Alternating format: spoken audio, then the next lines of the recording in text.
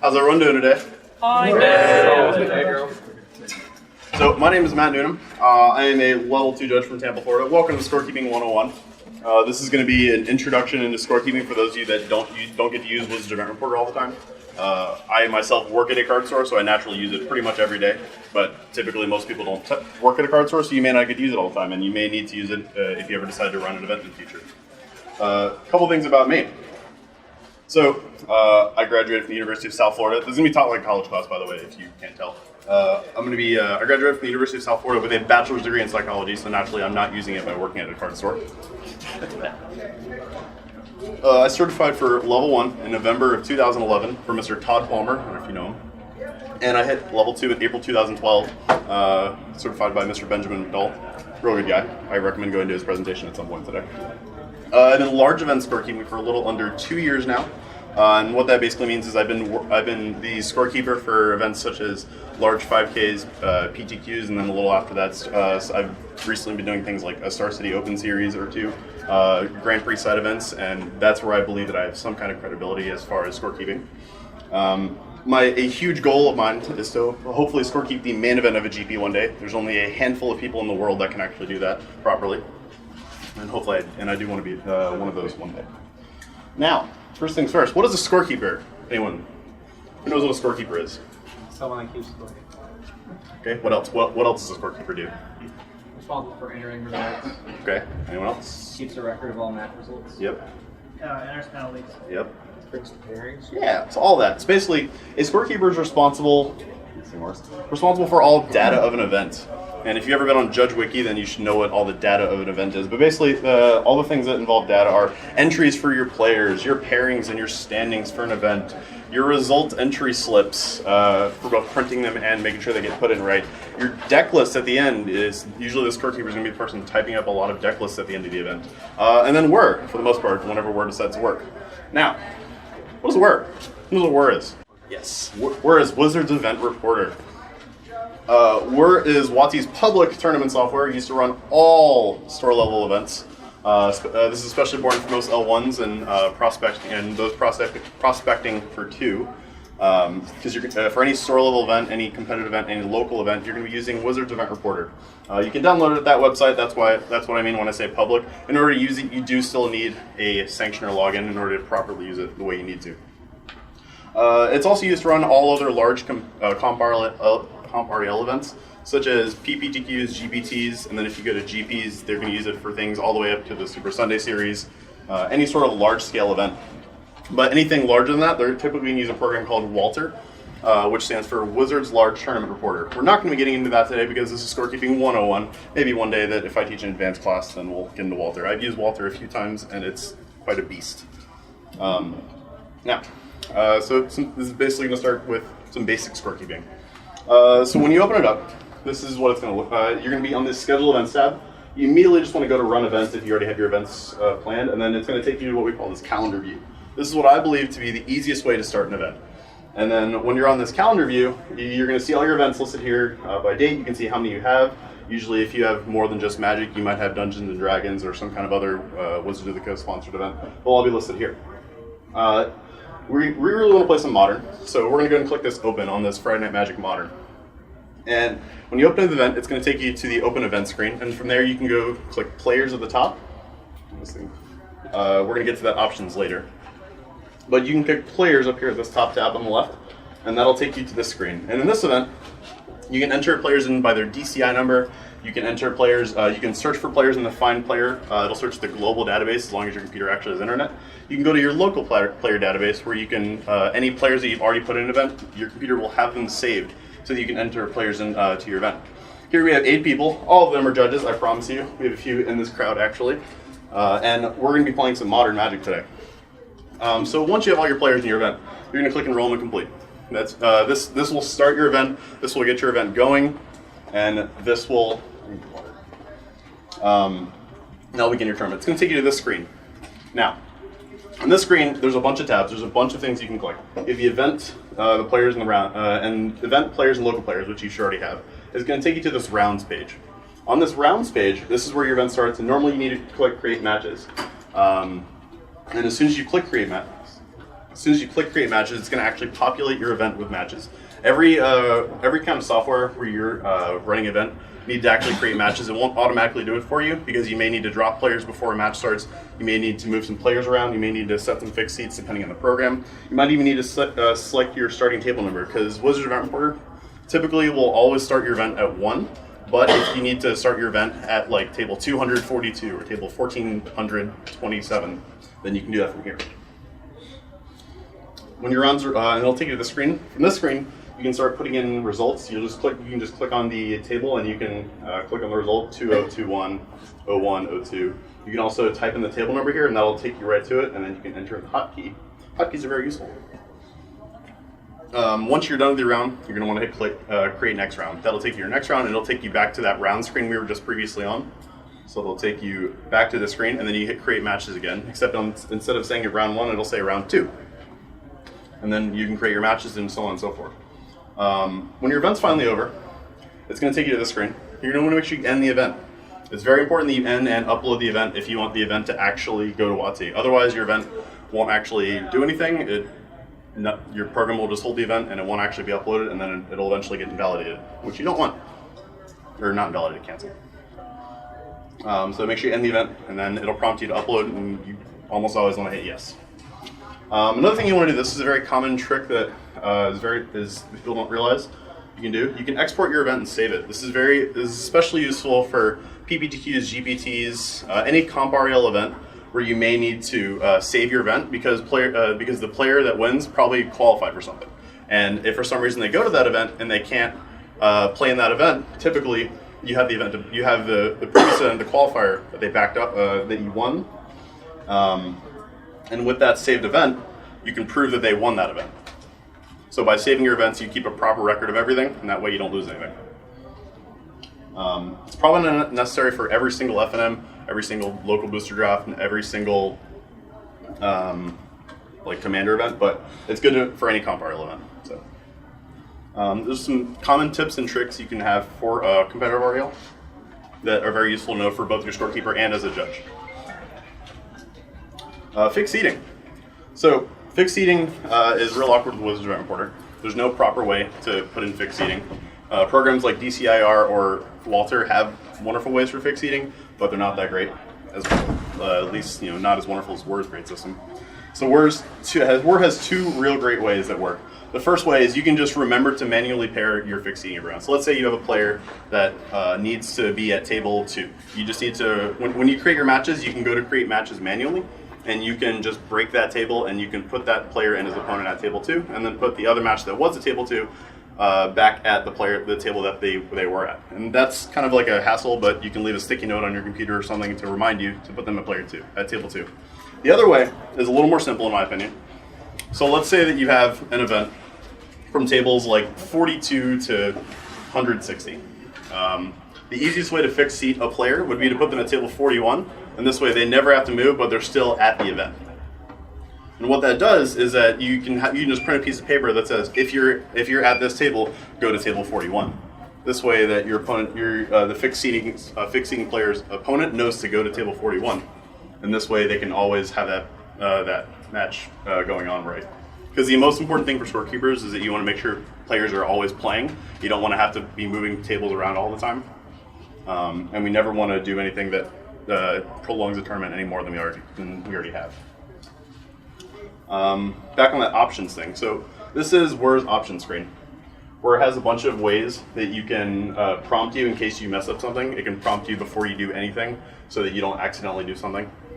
This way you don't, it's like if you're worried about that, you can just check all of these. It also has a bunch of ways that you can alter your hotkeys, your keyboard shortcuts, if you decide to use those. It also has this funny little checkbox here that says run as worst side events. This is very important to never click unless you're at a Grand Prix or a convention that is approved for it. Because this will take you to another mode of work called worst side events, or worse, that we call it. It's not actually worse, it's actually really great for entering in things like constant, like booster draft number 1200, or commander pods, or just over and over again side events. And they're great for things like that. And so back on this page, so a very useful tool if you have a lot of match slips that you're trying to put in. A very useful tool you have for Wizards of Reporter is what we call hotkeys. And hotkeys are this thing down here. It's like I said earlier, you just have to put in a table number and then you can press your hotkeys. You can alter them to make them easier, but almost always you're going to be using 1, 2, 7, and 8 for 20, 21, 1, 2, and 02. And the hotkeys make it so you can just power through match slips without even having to like take the time to like click and go back and forth and move a match slip and go back and forth. And it's super useful. They're gonna be your lifesaver. Those are to the number pad. Yes, they work for your number pad or the actual numbers on your keyboard. Typically, you want to have a number pad when you're scorekeeping, but if you don't, then you can just make do with clicking or the numbers on the top of your screen. I have a question. What's up? So say you're over 10 tables. Okay. And so I'm trying to put in table 1. How do I go from table number to hotkeys if I'm just typing in 1? Okay, that's a good question. So on table number, when you type in the table number, it's going to show up the table, but it won't be ready for you to actually put in a hotkey. The easiest way would be to type in the table number and then press enter on your number pad, and then that'll make it so it won't let you type in more for the table number. It'll just enter in the hotkey. The way the hotkeys work, as long as you're not actually in a typing field, then you'll be able to enter in the hotkey instead. So. Does it move like the green bar to that table? Does it move the green bar so that table's selected? You mean this green bar? No. Oh yeah. Does that actually physically move down to the table? When you type the table number here, let's say I were to type table 2 into this table number right. On this screen, it would just show table 2 here. You wouldn't see it in the rest of these. It would be as if the outstanding. It filters everything. Yeah, exactly. Okay. So the table number is a filter for all tables that aren't that table, basically. And then you'll be able to put in that hotkey. That way it won't enter in a result for any other match slip. Because you don't want to what's up? There is not, sadly. Wizard Reporter is not as smart enough to have 003 yet. They do have an 00, which is very useless for the most part. But as for 003s, you're going to have to manually type that in. And to do that, you can either go over here and you can type 3, or you can just use the arrows and go up to 3 and then hit enter. And just hope that your mouse doesn't double click it on accident or something crazy, which happens a lot. Anything else? So, how to fill out a penalty on a match slip. So, if you ever judge a competitive REL event, this is going to be a very common question, especially if it's your first time. You're going to get this match slip at the end of a round, or you might have just given a penalty, but you may not know what to do. When you fill out a penalty, what's the first thing that you should do on the front of the match slip? Anyone? Yeah. Take note of the time. Take note of the time. Okay. Put your name. Just as far as filling a penalty out on the front. Where you put your name You can do that on the back. Right, like warning or game loss or whatever. Yeah, so next to the player's name, you can put like a W or a GL or something to indicate to the scorekeeper that there is a penalty on that match slip. Because that match slip, they're going to be looking at the front of that the whole time, but they're not going to check the back of every match slip unless there's a penalty of it, or if they just have some spare time to go through every single match slip. But if it's a large event, they may not have time to do that. So they may need to know that there's a penalty on that match slip. And as far as filling it out, we're going to get to that. So those are going to go on the back. And there are multiple ways to do it. It really just depends on what program is being used. If it's Wizards Event Reporter, there's an old school way that works all the time. Nowadays, if you're at a GP and the event's using Walter, then there's another way to fill out a match slip, and I'm actually just going to describe both of them. So the event's on Where. It probably helps the scorekeeper if you do it on the Where way. And the easiest way is you're on the back of the match slip, preferably in a non-black color. You're going to write your judge first name and your judge last name. So Matthew Newnam. The player last name, that's supposed to say player first name, not player last name. Player last name, player first name, Brian Perlman. The category, the infraction, and the penalty, tournament error or TE. You can usually abbreviate for any of the categories because they're all pretty indistinguishable. Like GPE won't get confused for tournament error. You'll just know that's gameplay error for the most part. So you can put TE. Slow play was the infraction because Perlman was being nice and slow and mossy. If you guys don't know him. The penalty was a warning. He had a warning for slow play. And then finally, a brief but accurate description. This is the most important part because when a scorekeeper enters in a penalty, they're going to need to know what to type in or what to tell Wizards that the judge thought the player was doing. So in this situation, Brian Perlman was playing slow. He took too long to make a game action. Simple, it's brief, but it works. It's everything that the scorekeeper needs for slow play. You could also put took 30 seconds to play his land for turn when he had one land in play. And as long as it's brief but accurate and it's not just a paragraph on the back of the match slip, then it's perfect. Now, on to Walter. So if you ever decide to judge a Grand Prix, you're going to have to know this as far as filling in a match slip on a Grand Prix. So On the Walter match slips, there is a little. There's 2 bubbles on the left of the players on the front of the match slip where you can put that W or that GL. But for the most part, the scorekeeper really just wants to know the table number. So you can put on the back of the match slip, you're going to put your table number on the match slip. So let's say it's table 42. You're going to put your judge first name and your judge last name, so Matthew Newnam. You're going to put the player number, and what the player number is on the match slip, the players are listed on the top and the bottom. The top player on the match slip is player 1, and the bottom player on the match slip is player 2. So you can just put P1 or P2. So this is table 42. I was the judge, player 2, and then you're going to do the same thing as the war one, where you do category, the infraction, the penalty, and a short description. So so player 2, the actual name doesn't really matter because the scorekeeper is only going to see those 2 names. They don't have to hunt an entire list of players for a name, which is much easier. They had a game player, they had a hidden card error, they got a warning, and they picked up 7 cards for their Coco. What's up? Anyone know the fix? Alright. Not important for scorekeeping. Alright, some common things to keep your... Jump back. Yeah, sure. Sorry. Yeah. Okay, thanks. Anyone else? All right. So, a couple things to keep your scorekeeper happy. If your scorekeeper so between the event, you have your head. The 3 main roles besides your floor judges are your head judge, your TO, and your scorekeeper. In my personal opinion, the head judge is kind of like the liaison between the TO and the players. Besides the 4 judges. And your scorekeeper is kind of like your liaison between the event itself and the TO and the head judge. And the scorekeeper is a person that you want to keep happy because if your scorekeeper's not happy, or if they're just angry, or they're taking too long for your event, then that's going to delay your entire event. Typically, your scorekeeper probably won't actually delay your event, but it's helpful to keep them happy because they're going to be on the computer all day putting in match slips, just dealing with some of the issues that happen because players are going to put in their match slips wrong, players are going to accidentally drop, things like that. So, one thing, when you're cutting match slips as a judge, those little white spaces on the top and bottom, cut those off. People forget to cut those off all the time. Please, please, please, for the love of God, cut those off. That keeps the match slips nice and the same size because whenever we take all the match slips at the end of the round, we don't just throw them out. We actually save them. It helps to keep a proper record of the event, and saving them is much easier when they're all the same size. We can keep them wrapped up nice and easy.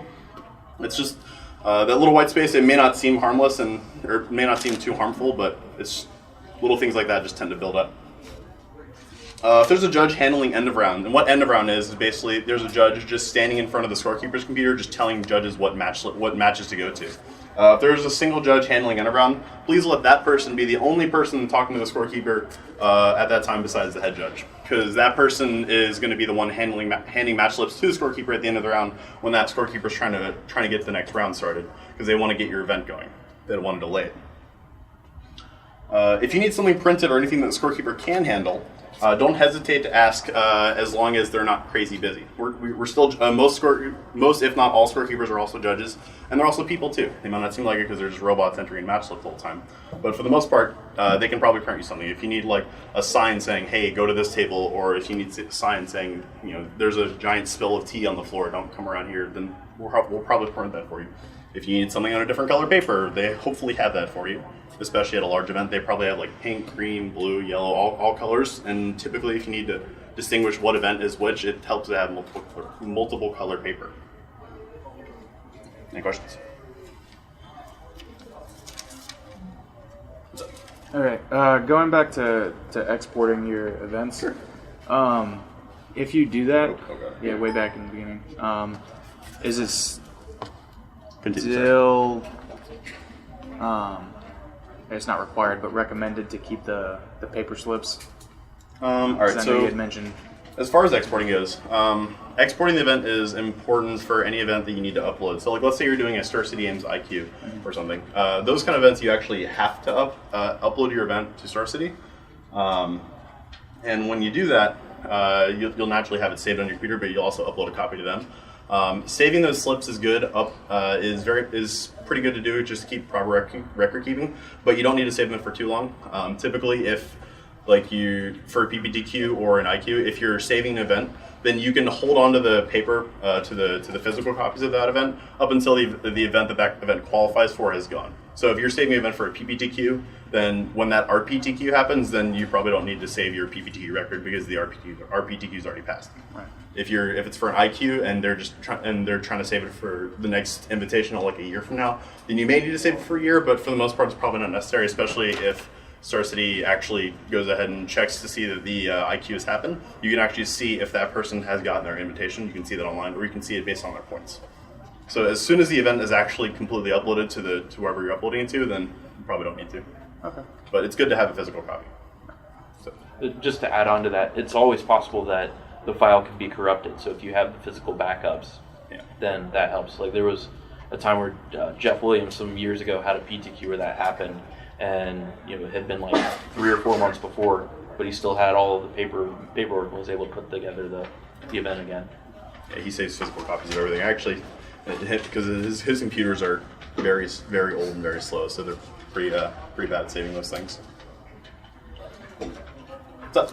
So scorekeepers are in charge of like putting in for deck lists? Is Yeah. there a program that is used for that, similar to Word, or Microsoft Word, ah. Notepad, typically, and StarCityGames.com are typically the 3 ways that you'll be typing up deck lists. For the most part, when you type them up, when you save them, or you need to, if you want to save them so you can upload them on Facebook or just like your own site, doing them on Word or Notepad is fine. But if typically for the most part, it's really easy to just type 4 card, 4 card, 4 card, 3 card, etc. So, Do you think so how would you fix someone accidentally, but 2 people agreed to the wrong score? 2 people putting in the wrong result? Yeah, so we played, and you won 2-1, but we accidentally did. Me winning 2-1. We turned it in signed. We went to the next round. Okay. How do we fix it? Okay, let me get to a different screen. Okay, so. Alright. So, the first thing I want to do when you're fixing this, because you're probably going to notice it in the next round when the person's like, hey, my points are wrong, what's going on? The first thing you want to do is you want to go back, you want to verify with the players that that score is correct. So you want to get the correct score. Once you figure that out, you want to go to the round where the error happened. So let's say it happened, you won 2-1 in round 1, and we marked that I won. We're going to go back to round 1, and we're going to go and fix that result right away. The way we do that is you just find the result, and you can put it back in, and then it'll prompt you. Would you like to re-enter the result? You'll just hit yes, or you can clear the result and then just put it in. So the first thing you want to do is fix it. Then you want to go to the round that you're in. Right here, it's kind of blacked out because of the way where it is when it comes to entering results. This is a button that says Edit Matches. And what you're going to do from there is you're going to find the table that you're at and the table that the other player is at. So let's say it was me and you. We're going to find your table and then my table, and then we're basically just going to break those 2 matches. This is the simple fix as far as smaller events. We're going to break those 2 matches, and then we can basically just swap the opponents. That's usually the easiest way as far as fixing goes. Typically, whenever accidental drops or match results get entered in wrong, swapping players is the easiest fix. Okay. And so you don't worry about if somebody's paired up much higher. So if someone's paired up, that's when you have to do something called cascading. And cascading it's not as great as flipping cards off the top of your deck, but what it actually is you're going to go through all the matches, and you're going to want to find people that have drew. They're going to be your best friends. You're going to want to find people that are paired down, and basically you're going to, after you fix your results, you're going to basically, let's say you're a 9-pointer and I'm a 7-pointer, and then I have a 7-pointer and I'm playing at the 6-pointer. Basically, we're going to be breaking multiple matches after all the results have been fixed, and then we're going to be pairing you're going to be using the points to pair them correctly. So you're going to find all those matches, break them, and then using the points, because they're going to be on the right side, your matches that are already paired are going to be on the left. On the right side, you can just find your players that have the matching number of points and just pair those guys, as long as they have not played already. That's important. If they have played already, then you're going to have to go and break another match that has the same match points and make sure that those match up well. Okay. Because you never want players playing the same person over and over again. Wouldn't it just be easier to do a repair? No. So the repair is probably one thing that you want to avoid at all costs. Typically, repairs are easier, but if you can avoid it, you want to, because that delays your entire event, and and even though it was an issue with one match slip, it's not really fair to all the other players that you have to do a repair. So if you can avoid it, you can. Whenever I'm scorekeeping or I'm talking to other judges, I try to harp that a repair is just something I want to avoid at all costs. because we just don't want to do that. Of course, if you haven't posted the seedings yet, then Yeah, like if you haven't actually posted pairings, then a repair is fine. But if players are already in their seats playing, we don't want to stop them from playing in their matches and then move on to a brand new round that hasn't actually started yet. We want to keep players playing. That's like the number one goal of Scorekeepers, is to keep players playing. In that case, is it ever okay to say like, "Hey, sorry, that error occurred 2 rounds ago. We can't fix it"? Can you ever say that? Depends on the event. Or not the event. Depends on the situation. If players if like it was like 4 rounds ago and players have been just playing their matches all day, then it's more of a judgment call. For the most part, you can still fix their match slip and make sure their points are correct. Because even though they haven't played against someone that has the same amount of points from them, they have been playing Magic, and we haven't been stopping them from playing Magic. We've just been stopping them from playing Magic against the people that they had the same record as them. But as long as if you fix their match result, then it should be fine. For the most part, though, it should be fixable as long as it was discovered within a reasonable time. And usually it's found right then and there or the previous round. So it's, almost everything is fixable, which is nice. What's up? Is there ever a situation where you wouldn't change the result? Where I wouldn't change the result? I mean, based on their error, not your error. That's a good question. So if a player is dropped, it's usually not feasible to fix a result. Because when a player is dropped, if you fix a result or you try to put someone back in, or you try to you clear the result here, then it's not going to undrop them. So basically, if I decided to drop Joshua Martinez after I beat him 2-0, and we decided to, and then he decided to leave, but then he came back and said, "Hey, I want to play," and we're already a round later, then there's no real way to. That's right. We're not going to fix that result, but it's really easy. As far as here, it's really easy to actually enter him in. We just can't clear the result here. So we have to go to this players tab. We have to actually find him on the list and physically re-enroll him, because clearing the result here won't undrop him. This box will already be checked once the player's actually been dropped in the event. And that's kind of a hassle having to do that, but that's okay. As far as the match result getting entered in wrong, if it's happened to the point where the event, it's going to significantly impact the event to the point where multiple tables are going to be moved around, like 5 or 6, and it's been like 20 minutes in the round. It's probably going to delay the event too much. So, any other questions? I've only ever done this like once or twice, but do you have an easy way to explain to like newer players who are playing your tournament? Like, it's very easy to understand the first column of your match win percentage thing, the later columns. Like, do you have an easy way of explaining that to like new people? So you mean on the standings? Yes. I can try. So the first column is pretty easy. It's your opponent match win percentage. And what that is just basically how well your opponents have been winning their matches. After that, I believe, is opponent game win percentage, if I remember correctly. And that's the same thing as how many games they won, whether or not they did 1-2 over 2-1, whether or not they lost games. And after that, I believe, is just regular match win, or is it just or alphabetical. Your match win? That one's yours. Yeah, so next up is your match win. And from there, you can just tell them it's how well you've been doing in your matches. And it's based on a percentage. And then followed by, I believe, it's your game win percentage, which is the same as just how well you've been doing your games, whether or not you're winning 2 over 2-1 or 1-0-1. I mean, like with like when you start getting like where you have events where you have a couple people that have the same, and then it rotates your standings down, correct? So Right.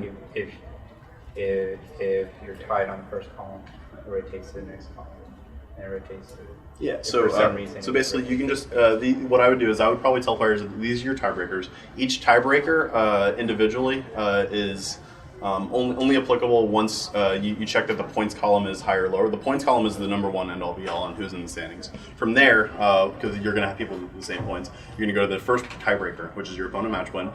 And then from there, if that is tied, then it's going to keep going on and on until the tiebreaker. And the final tiebreaker is alphabet, which there's no way, unless you have the same last name as someone, and this, like the full exact name, then there's no way for someone to be higher or lower than you. I don't think that has ever happened in the history of Magic that someone has the same last name. Did it happen to you, Hefe? I have two players who have the same first name, middle name, first last name, since in Venezuela we use two, that's the only way we could tell them apart. Luis Alfredo Orlando. Man. And we were like, no, you guys have to be kidding. No, that's, and then we played a round robin tournament, so they ended up with the same match, and then it was like, well, whoever got entry first is the one that's telling me here, so that's the guy who won. I mean, that the software just chose someone for number one. It was just whoever got there earliest. From there, just like see which DCI numbers are first, and that's gonna be your winner. I think there used to be a glitch in DCIR that did that, where it was the first roll, first player enrolled. Yeah, I can't imagine anyone has the exact same first, middle, and last. I've seen that's a nightmare. I've seen it happen. DCIR didn't use the alphabetical. It did use the first person entered. Yeah, but I've seen it in a lot of GPs though. If, in case you're wondering what we're talking about, DCIR is another program that we used to use as far as scorekeeping. It was called DCI Reporter. It was used for large event scorekeeping, but it had a lot of issues that Walter replaced. So now Walter and Wur are the main two that we use. Hopefully Wur gets updated, and Wur gets. If you ever open up Wur on a computer, it might prompt you to update, and it's going to do that a lot. One little thing I recommend: if you know your Wizards Event Reporter works, and there's an update out, don't update unless you know for a fact the update's fine. For the most part, you don't need to update unless there's some big change like Hidden Card Area getting put on Wizards Event Reporter, which I believe still hasn't happened. It hasn't. Usually don't need to update. Usually the previous events of Wur will still will be fine. You can still upload events with previous versions of Wur. They usually just fix bugs, but sometimes they cause bigger ones. What I typically like to do is once an update comes out, I usually just browse Facebook and Twitter and Magic Judge blogs and see if I'm like, hey, does Wur work? And if it does, then I go and update. But for the most part, you don't really need to update all the time. You can also make your local TO really happy if you happen to notice the Slack explode with "Don't ever let anyone update to today's update." Yeah, call your local TO or send them a Facebook message and say, "Don't click the update button. You'll thank me." Yeah, because then all of a sudden you'll have a pre-release where you'll have like CJ Crooks playing against Josh Martinez, and then at table 42 you'll have CJ Crooks playing against Josh Martinez, and at table 27 you'll have CJ Crooks playing against Josh Martinez. You just have multiple matches, or every time Wur updates, there's always something crazy that could happen, and it does happen usually. Or you can pair by hand. Yeah, you could pair by hand. If you really want to pair by hand, there is a doc somewhere on the dark trenches of Wizard site that'll teach you how to pair by hand. It even has blank match slips on their main page you can just fill in by hand, which is nice and fun, and I've never had to do that. I'm really glad I haven't. What's up? We had to manually pair one at GP Atlanta last November. GP Atlanta? Yeah, it was a side event, and I don't know, the computers were down for whatever reason, and there were people waiting to play, and I bounced over to a side event that was about to fire, and the judge had been handed that grinder and decided to pair them by hand. So for the first 2 rounds, we were pairing them by hand, and then eventually the computers came back up. That's a fun day. It's a little easier if it's single limb, but if it's Yeah. Swiss, This was like 45 players or something. Like for the most part, if you're doing a single elimination event, you're probably just as a judge, you're probably just gonna get handed a bracket and saying, "Hey, fill this out, give it to me with the winner at the end, and hope, and it should be easy." Well, let's say you're at like a major comp REL event, like a Grand Prix, and there's a system error. Okay. Like matches are being essentially made at random by the system. Okay. Say GP Charlotte. For Okay. What would be the way to fix that? All right, so there's a few people that are probably at that event that probably have access to Wizards of the Coast. One of them is named Nick Fang. He is the best scorekeeper in the world, in my personal opinion. Every single event I've ever seen him scorekeep, it's been ran smoothly, except for Charlotte. Charlotte was nice and neat. Usually, if your software explodes, there's not really much you can do other than try and make the customer service for players the best thing you can do. For those of you who don't know, Grand Prix Charlotte was a very large Grand Prix. Around round 5 or 6, the event exploded on Walter. 3. The event exploded. Players had match slips that they had pairings that were wrong, they had points that were wrong, people were being dropped back and forth. Basically, the entire program decided to just not help you at all. So, it took about an hour to get that fixed because Nick Fang was on the phone with WotC getting that fixed, sending files back and forth as fast as possible, trying to get that going. And eventually, the event got started back up again, but then after about a round or 2, it exploded again. And after that explosion, a lot of players decided to drop, which was fine because Star City Games decided to offer a free challenge passes, and that was huge customer service on their part. They did a great job handling it. But if your software decides to explode, there isn't really much you can do except try to make your experience for your players as best as possible. Because customer service is always the number one thing we care about. Any other questions? Thanks for coming out, guys.